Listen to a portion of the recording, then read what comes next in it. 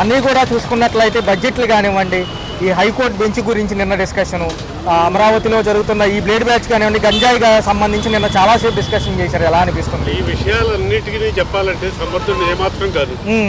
ఎందుకంటే ఇల్లు బయట కూరగాయలు బియ్యం తెచ్చుకోవడం వరకే కానీ బయట తిరగను. నాకు రాజకీయాలంటే ఇంట్రెస్ట్ లేదు. Okay sir, okay.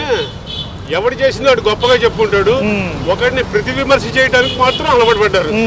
ఏ సందర్భం చేమ కుట్టినా జగన్ వల్ల కుట్టింది అంటున్నారు. అవును సార్, అవును. నువ్వేం చేస్తావో, నువ్వేం చేస్తున్నావో, నువ్వేం చేయబోతావో చెప్పాలి. అది వదిలిపెట్టేసి 5 ఏళ్లు పరిపాలన అనుభవం లేకుండా చేశాడు. ప్రజల మనసుల్లో ఉన్నాడు. అది చూసి నువ్వు 40 ఏళ్ల ఇండస్ట్రీ 14 ఏళ్ల ముఖ్యమంత్రి అని చెప్పేవాడు. అందులోంచి మనం ఏం నేర్చుకోవాలో చూసుకోవాలి. అది ఏ నాయకుడైనా అవ్వచ్చు. జవహర్ లాల్ దగ్గర నుంచి ఇప్పటి వరకు ఏ నాయకుడైనా సరే మంచిది తీసుకోవాలి, చెడుని వదిలిపెట్టాలి. అది కాకుండా వార్తలు చూడాలన్నా, పేపర్లు చదవాలన్నా అసహ్యం పుడుతుంది. సార్, సామాన్యుడి గురించి ఎక్కడ ప్రస్తావన లేదు ఈ బడ్జెట్ లో. రెండోది రాయితీలు లేవు, రెండోది కరెంటు బిల్లులు కానివ్వండి చాలా అత్యంత బడ్జెట్లతో కూడి. ఎందుకంటే ఇప్పుడు వాళ్ళు ప్రతిపక్షంలో ఉన్నారు, ప్రభుత్వ పక్షంలో ఏం చేస్తున్నారు, ఏం దుర్మార్గాలు చేస్తున్నారు అరికట్టడానికి వాళ్ళకి బాధ్యత ఉంది. బాధ్యత లేకుండా 5 సంవత్సరాలు విస్మరించి ఇవాళ వాడు తప్పు చేశాడు, వాడి వల్ల ఇలా అయింది, వీడి వల్ల ఇలా అయిందని అనుకోవడానికి సరిపోతుంది ప్రభుత్వానికి. వాళ్ళ ఆత్మవిమర్శ వాళ్ళు చేసుకోవట్లేదు. ప్రజలకు మనం ఏం చేస్తే మన కుమారుడు మన మనవడు రేపొద్దున ముఖ్యమంత్రి అవుతాడన్న యోగ్యత ఇంగిత జ్ఞానం లేకుండా పోయింది. కొత్తగా వచ్చిన వాళ్ళు భూమి మీద నిలబట్టలేదు. రాజకీయం ఉంటే చాలు, కొంతకాలం ముఖ్యమంత్రి అయితే చాలు, కొంతకాలం మంత్రి అయితే చాలు, కొంతమంది ఎమ్మెల్యే అయితే చాలు అని అనుకుంటున్నారు. కానీ పదవీ కాంక్ష తప్పితే, దోపిడీ తప్పితే రెండోది లేదు. ఎలా ఉండబోతుంది సార్? జమిలీ ఎలక్షన్ సిద్ధమని మోడీ గారు మన రాష్ట్ర ఉప ముఖ్యమంత్రిని అక్కడ మహారాష్ట్ర ఎన్నికలు కూడా వాడుకున్నారు. ఎలా అనిపిస్తుంది? వాడుకోవడం అనేది తీసి పక్కన పెట్టండి. ఇవన్నీ మామూలుగా జరిగిపోతూ ఉంటాయి. వానాకాలం ఎలా వస్తుందో, ఎండాకాలం ఎలా వస్తుందో అలా జరిగిపోతూ ఉంటాయి. వీటి వల్ల ప్రజలకు ప్రయోజనం ఏం లేదు. వాళ్ళు కూటములతో ఉండి స్వార్థపూరితంగా ఉండి వాళ్ళు వ్యవహారాలు చేసుకోవటమే కానీ ప్రజలకు ఒరిగాది ఏం లేదు ఇందులో. Okay sir, okay. అల్టిమేట్ గా చూసుకుంటే సామాన్యుడు ఎప్పుడు మోసపోతున్నాయి ఉన్నాడు ప్రతి సంవత్సరం. అదే 100 సంవత్సరాల నుంచి మోసపోతున్నాడు. అది దీనికంటే బ్రిటిష్ వాళ్ళ పరిపాలన బాగుందని చెప్పేసి మనపూర్వకంగా సంతోషపడుతున్నాను. ఎలా అనిపిస్తుంది? ఈ బ్లేడ్ బ్యాచ్ ని, గంజాయి బ్యాచ్ ని నిర్మూలిస్తామని నిన్న సభా సమావేశంలో అన్నారు అసెంబ్లీ. వచ్చినాక కొంచెం కంట్రోల్ అయింది ఈ 5 ఏళ్లలో. ఓకే, 5 ఏళ్ళు కాదు, 3 ఏళ్లలో. జగన్ వచ్చినా కూడా 2 ఏళ్ళు ఉన్నారు. ఇప్పుడు మళ్ళీ మొదలైంది. కర్నూలుకి సంబంధించి బెంచ్ గురించి మాట్లాడారు, హైకోర్టు బెంచ్. అదేమన్నా తరలిస్తారంటారా లేకపోతే అక్కడే ఉంటదంటారా? ఏవో ఈ ఎన్ని జిమ్మిక్కులు చేస్తాడు చంద్రబాబు గారు, ఎవరికి తెలుసు? ఎదవ. ఇండియాలో 30 ఎకరాలు పెద్ద ఎదవ నా కొడుకు, లోపల లంజాలకు దొంగ నా కొడుకు ఎవరంటే ఆంధ్రప్రదేశ్ ఇప్పుడు ముఖ్యమంత్రి. మరి ఎన్డీఏ కూటమిలో భాగంగా ఉన్నారు కాబట్టి వీడు బతికాడు. వీడికి వాటి తల ఉంది. ఒకప్పుడు ఏటీఎం లాగా వాడుకుంటున్నాడు ఆంధ్రప్రదేశ్. నన్ను వచ్చాలంజాడికి మోదీ గారి ఇప్పుడు సెక్యూరిటీగా ఉన్నాడు. ఈ ధైర్యం అదే, లేదంటే ఈడు ఎక్కడ ఉంటాడు? మహారాష్ట్ర ఎన్నికలు కూడా ఉప ముఖ్యమంత్రి పవన్ కళ్యాణ్ వాడుకుంటారు. అవకాశం ఉన్నంత వరకు కేంద్రం మనకి ఎట్లా పట్టుకోవాలో ఓట్లని ఆలోచిస్తారే తప్ప దేశాన్ని ఎలా ఎవడుంటే బాగుపడుతుందని ఆలోచించేవాళ్ళు చాలా తక్కువ మంది ఉంటారు. మొన్న జగన్మోహన్ రెడ్డి గారు ఏమన్నారంటే, నేనుంటే ఈ పాటికి 2 పథకాలన్నా విడుదల చేసేవాడిని, వాలంటీర్ ఉద్యోగాలు కూడా బిగుతున్నారు వచ్చిన కాడి నుంచి. ఇప్పుడు ఈడు వచ్చి పోలవరం పాడు చేశాడు. వీడు 6 పథకాలు అయిపోయాయి. ఇప్పుడు ఈ ముసలికి ఒక్కడి తప్ప మొత్తం తీసేసాడు. వీళ్ళకి కూడా 3 లక్షలు తీసేసాడు. వీడు ఎక్కడ మంచి చేయడు, ఎప్పుడు చేయలేదు. అసలు ఈ ఎగవ ఎన్టీ రామారావు అమెరికాలో ఉండగా ఇక్కడ రాజకీయం చేసి ఎంపీకి ఎమ్మెల్యేలకు కోటిచ్చి ఆ రోజే జైలుకు పోవాల్సినాడు. అల్లుడు అని వాడు దయదలుచున్నాడు. ఆంధ్ర వాళ్ళకి ఇప్పుడు ఇంత పొడుగు పెట్టాడు. మరి ఎలా ఉండబోతుంది బాబాయ్ గారు? పోలవరం అమరావతి అవుతుందా ఈ 4 ఏళ్లలో? పోలవరం మరి ఎట్లా ఉంటుందో వాళ్ళ నిర్ణయాలు ఎట్లా. అది కేంద్రం ఈ ఆధారం మీద బతుకుతున్నాడు మోదీ గారు. మరి వాడు ఇంకో సంవత్సరం అయినా గ్యారంటీ ఉంటాడు. వాళ్ళ లెక్క ప్రకారం అయితే సంవత్సరం ఉండాలి, ఎక్కువ ఉండడానికి వీల్లేదు. ఎందుకంటే వాళ్ళ లెక్క 75 ఏళ్ళకి రిటైర్ కావాలి. వీడు రిటైర్ అవుతాడా లేకపోతే ఏదో అప్పుడు అన్నం లేదు మర్చిపోయి మళ్ళీ మొదటికి వస్తాడు తెలియదు. వీడు దొంగన కొడుకాయి. వాడేమంటే వీడు దాని సరే కేంద్రం ఇచ్చే పథకాలతో కలిపి వీళ్ళు యాడ్ చేసి రౌండ్ ఫిగర్లు చెబుతున్నారు కానీ ఎక్కడో కూడా వీళ్ళు ఇచ్చే ఫుల్ ఫ్లెడ్జ్డ్ గా చెప్పట్లేదు. 20,000 పెట్టుబడి సాయం కాలంలో కూడా అసలు ఎవరికి ఇచ్చారు వీళ్ళు? అది వీళ్ళు ఎవరికి ఇలా ఉమ్, మన గ్యాస్ సిలిండర్లు ఇచ్చినా కూడా ఉమ్, కొత్త చొక్కాల వాళ్ళకి ఇచ్చారు, ఉమ్, ఉమ్. అర్థమైంది. కొత్త బ్యాచ్కి ఇచ్చారు తప్ప ఎవరు అడుగు ఇంటింటికి పోయి అడుగు ఎవరికి ఇచ్చారు. అన్ని వ్యవస్థల్ని నిర్వీర్యం చేస్తున్నాడు ఈయన వచ్చాక అంటున్నారు. మొత్తం వ్యవస్థలు నెరవేరుమైంది. ఉమ్, ఇది ఎన్నాలో సాగదు. ఓకే. మహా ఈడు ఉంటే నా లెక్క ప్రకారంగా అయితే 1 సంవత్సరంన్నర లోపల ఈడు పోవాలి. ఉమ్, ఉమ్. ఈడు పోయినాక 5-6 నెలల్లో మోదీ గారు పోవాలి. Okay okay. ఈ 2 లెక్క ప్రకారం జరగాలి. ఉమ్. మరి నా లెక్క తప్పు లేదా వాళ్ళ లెక్క కరెక్ట్ మనకు తెలియదు. చూడాలి, వేచి చూడాలి. అంతవరకు అత్యంత వ్యయమైన ఈ పథకాలు నిజంగా జనాలకు అవసరం ఉన్నాయా? పారంపర్యంగా ప్రతి పార్టీ వచ్చినప్పుడల్లా ఇస్తుంది కాబట్టి తప్పదంటారా? తప్పదు కదా, ఇవ్వాలి కదా. నాకు ఇస్తామనే వచ్చింది. ఉమ్. ఓ, మీరు ఇస్తామనే అవును సార్, అవును కరెక్టే. ఇస్తామన్నప్పుడు ఇవ్వాలి కదా. జనాలు లేకపోతే జనాలు మోసం చేస్తారు. ఆల్రెడీ మొండి చేయి వాలంటీర్లకు చూపించారు. ఎలా అనిపిస్తుంది? వాళ్ళకు మీకు 10,000 ఇస్తామన్నారు. మరి వాళ్ళకి అసలు తీసేసారు. అదేం పద్ధతి? ఇస్తామన్నప్పుడు ఇచ్చి చెప్పి చేస్తే అది పద్ధతి కరెక్ట్. ఎవరే ఏ నాయకుడు అంటే ఆల్రెడీ లోటు బడ్జెట్ లో ఉంది కదా సార్ ప్రభుత్వం కొంచెం. ఓటు బడ్జెట్ ఉన్నప్పుడు నువ్వు ఎందుకు నీకు తెలీదా? అమాయకులు ఏం కాదుగా మీరు. అవును సార్, అవును. మీకు అంతా తెలుసుగా, ఎంత ఉంది ఏంటి అన్ని తెలుసు కదా. అట్లాంటప్పుడు జనాలు మోసం చేయటం తప్పితే ఇంకేముంటుంది? ఒక పక్క మోడీ గారికి ఈసారి సపోర్ట్ ఉంది కాబట్టి పోలవరం అమరావతి ప్రతిసారి ఎలక్షన్ ప్రచారానికే వాడుతున్నారు తప్ప సాగుతుంది అంటారు ఈసారి. ఏం వస్తుందో అందరూ అదే అంటారు. ముందుకు సాగదు, మోడీ ఇస్తే కదా డబ్బులు. ఆ మోడీ ఇచ్చేది లేదు, సత్యం. యువత పాపం అత్యంత దీనస్థితిలో ఉన్నారు. రెండోది ఉద్యోగ కల్పన కోసం చూస్తున్నారు సార్. చూస్తున్నారు. మరి ఈసారి అన్న అవుతుందా? ఏమవుతుంది? మాటలకి ఇప్పుడు రోడ్లు వేస్తానంట పోలు వేరలకి, కార్లకు కానీ పెద్ద బళ్ళకి కానీ అన్నిటికీ టోల్ ఫీ చేస్తారు. అవును సార్, చెప్పారు. అవును, ఇప్పుడు అసెంబ్లీలో చెప్తున్నాడు టోల్ ఫీ చేస్తారు. అవును సార్, 2-వీలర్ కూడా రాబోతుంది అంటారు కొత్తగా. రాదు గంట వాటి మటుకు వేస్తాడు. బాధుడే బాధ. సార్ చూసుకున్నట్లయితే జమిలీ ఎన్నిక సిద్ధంగా అమ్మంటున్నారు. మరి ఈయన ఎలా ఉండబోతుంది 2027కి దేశం మొత్తం ఒకేసారి? అప్పటికి ఇంకా జనాలు అర్థం చేసుకుంటాడు. వీళ్ళు ఏంటో వాళ్ళు ఏంటో బ్యాలెన్స్ చేసుకొని అప్పుడు డిసైడ్ అవుతాడు జనాలు. Right sir, right. కార్డు కోసం సచివాలయానికి వెళ్తే సచివాలయంలో పట్టించుకున్న వాళ్ళే లేదు. గతంలో వాలంటీర్లు ఉండేవాళ్ళు, ఇప్పుడు లేరు వాళ్ళు. మరి ఏంటి పరిస్థితి ఏంటి? కార్డు పట్టించుకున్న వాళ్ళే లేదు. 5 సంవత్సరాల నుంచి ఇబ్బంది పడుతున్నాం. నేను వచ్చాక వ్యవస్థను అంతా బాగా చేస్తున్నారు చంద్రబాబు గారు. గతంలో జగన్మోహన్ రెడ్డి గారు పెట్టిందే వాలంటీర్ వ్యవస్థ. ఎలా అనిపిస్తుంది? ఎవరు చెయ్యరు. కాకపోతే ఏంటంటే మాకనేది తినడానికి కూడా చాలా ఇబ్బంది పడుతున్నాం. దానికోసం 1కి 4 సార్లు సచివాలయానికి వెళ్తే అసలు పట్టించుకున్న నాదుడే లేదు. ఏమంటున్నారు మేడం అసలు జనరల్ ఏమంటున్నారు? కార్డులు అమలు చేయలేదు అని అంటున్నారు. నేనుంది ఒక మహిళని, ఒక మహిళకి రాదంట. ఒక మహిళకి రానప్పుడు 4-5 నేను ఎక్కడి నుంచి తీసుకుంటా? గతంలో ఒంటరి మహిళలకు ఇచ్చారు కదా మేడం, ఒంటరి మహిళలకు ఇచ్చారు, గతంలో ఇచ్చారు. ఇక్కడికి వచ్చి 5 సంవత్సరాలు మేము వచ్చి విజయవాడ వచ్చి 5 సంవత్సరాల నుంచి మాకు కార్డు లేదు. రెస్పాన్స్ ఎలా ఉంది అసలు? సచివాలయంలో అడిగితే ఏం చెప్తున్నారు? సచివాలయంలో అడిగితే అసలు రెస్పాన్సిబిలిటీ లేదు. మేడం గారు వరదలు వచ్చినప్పుడు కూడా ఇల్లు పెట్టేసి బళ్ళు అన్ని మునిగిపోతే కూడా రూపాయి రాలేదు. అదేమంటే వెళ్ళి బ్యాంకీలో చెక్ చేసుకోండి అమ్మా అని అన్నారు. బ్యాంకీలో చెక్ చేసుకుంటే బ్యాంకీలో మటుకు ఏమీ లేదు. మహిళలకు పెద్దపీట అన్నారు. మహిళల పైన అఘాయిత్యాలు కానివ్వండి ఇవి కూడా ఆపుతామంటున్నారు. కానీ మొన్న వారం అంతా అయ్యే జరిగాయి. ఎలా అనిపిస్తుంది?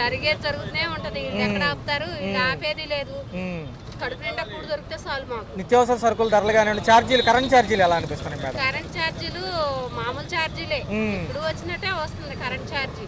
అతను చేసింది ఏమీ లేదు, ఇతను చేసింది ఏమీ లేదు. కాకపోతే ఛార్జీల గురించి కాదు. ఒక రేషన్ కార్డు లేదు, ఒక ఒంటరి మహిళ పింఛను లేదు, కనీసం ఏమీ లేదు. కొంచెం మేడం గారు మరి చూసుకుంటే అలాగ ఉంటుంది. మరి అమ్మకం వందనానికి పిల్లవాడికి ప్రతి బడికి వెళ్ళేవాడికి 15,000 అన్నారు. మహిళలకి డబ్బులని మనం 200 పెట్టారు. స్కూల్కి వెళ్ళే పిల్లలు అయితే లేరు.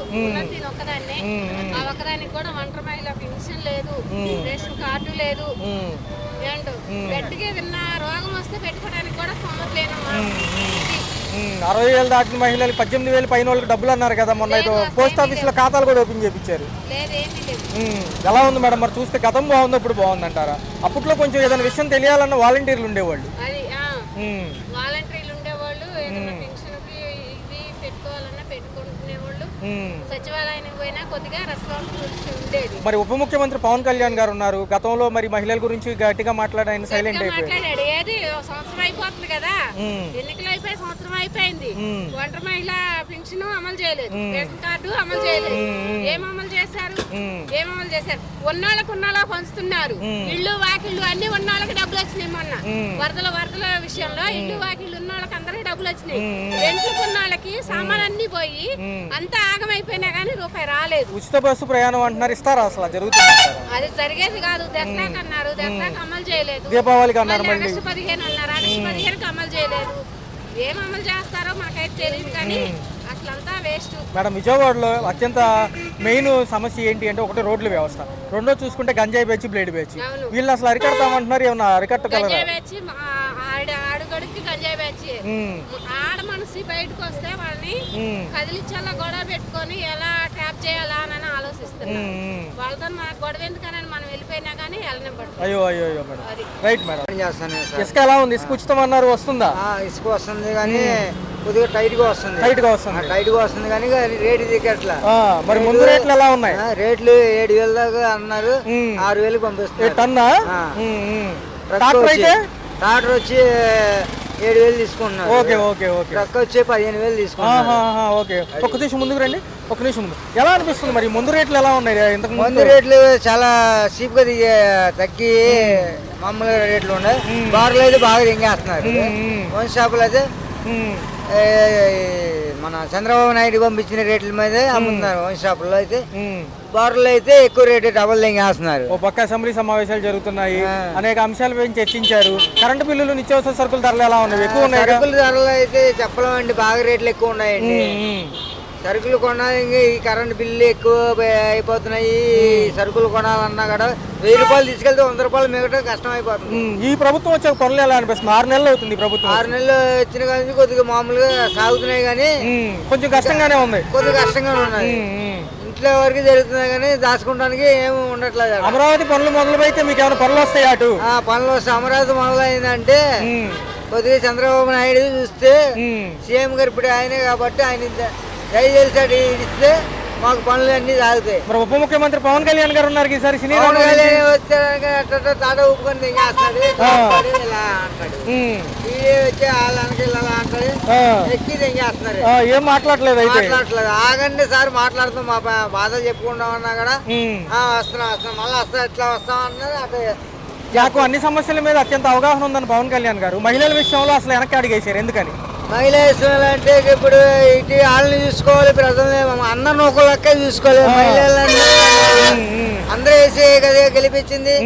ఆడవాళ్ళ వరకు చూసుకుంటే మగాళ్ళు ఏమైపోవాలి, నాశనం అయిపోవాలా? మేము కూడా ఓట్లు వేసాంగా, వేసారుగా.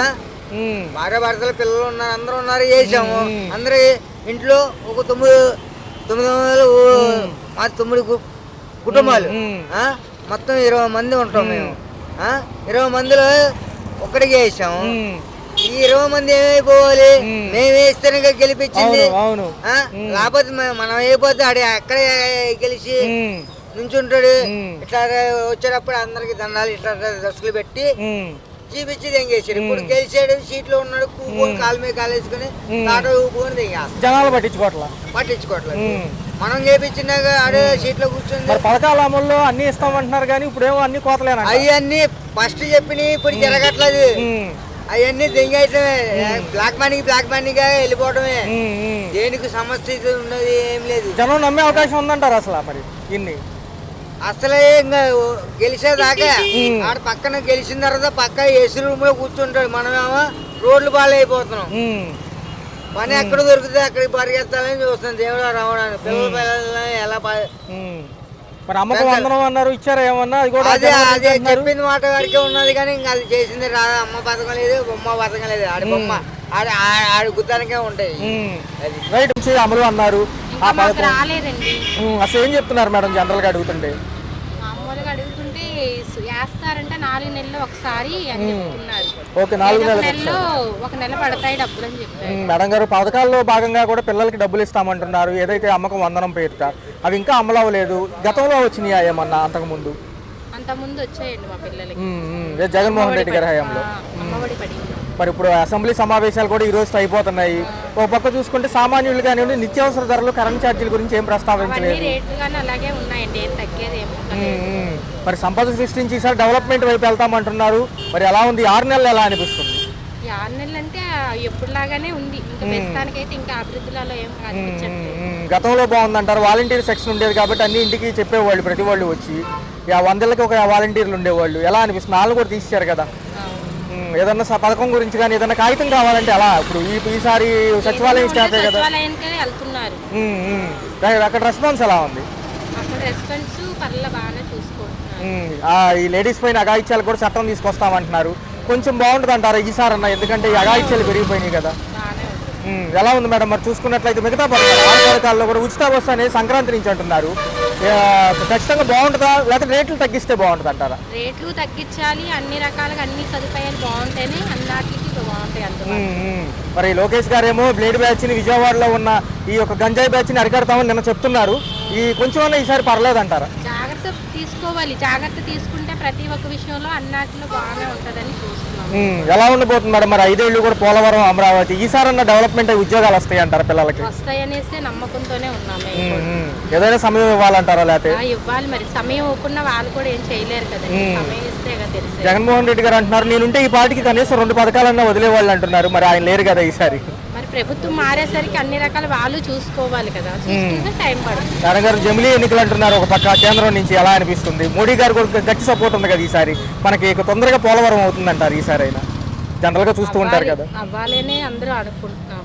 కరెంటు బిల్లులు ఎలా అనిపిస్తున్నాయి మేడం? కరెంటు బిల్లులు ఎప్పుడులాగే ఉంది, మార్పు అయితే ఏం లేదు. నిత్యావసర సరుకుల ధరలు పర్లేదంటారా? నిత్యావసర సరుకులు అలాగే ఉన్నాయి, రేట్లు ఎక్కువగానే ఉన్నాయి. రైట్.